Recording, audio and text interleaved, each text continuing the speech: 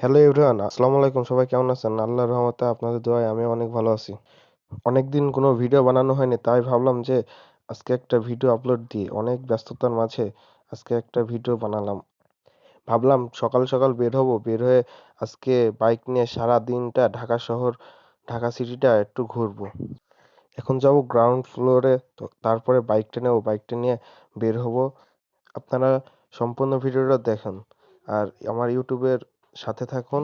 যারা সাবস্ক্রাইব করেননি এখনো তারা দ্রুত সাবস্ক্রাইব করে বেল আইকন বাটনটি টিপ দিয়ে রাখুন, যেন সবার আগে ভিডিও ছাড়লে যে নোটিফিকেশনটা আপনার কাছে যেন যায়।